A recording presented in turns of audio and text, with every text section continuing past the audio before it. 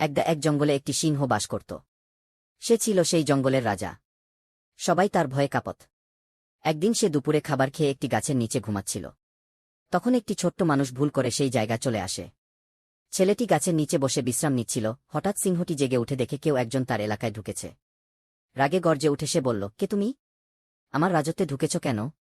ছেলেটি ভয়ে কাঁপতে কাঁপতে বলল, আমি শুধু পথ ভুল করে এসেছি, দয়া করে আমাকে ছেড়ে দিন। আমি আর কখনো এখানে আসব না। সিংহটি তার কথা শুনে একটু হাসল। সে ভাবল, এই ছোট্ট ছেলেটি আমার কোনো ক্ষতি করতে পারবে না, তাই সে ছেলেটিকে ছেড়ে দিল। অনেকদিন পর একদিন সেই সিংহটি একটি শিকারীর ফাঁদে আটকে গেল। সে অনেক চেষ্টা করেও নিজেকে মুক্ত করতে পারল না। তখন হঠাৎ সেই ছোট্ট ছেলেটি আবার সেই জঙ্গলে ঘুরতে এসে সিংহটির কান্নার শব্দ শুনল।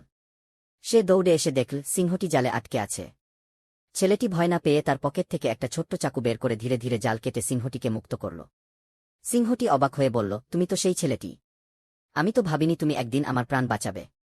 ছেলেটি হেসে বলল, আপনি যেদিন আমাকে ছেড়ে দিয়েছিলেন সেদিন আপনি দয়া দেখিয়েছিলেন। আজ আমি শুধু সেই দয়ার ঋণ শোধ করলাম।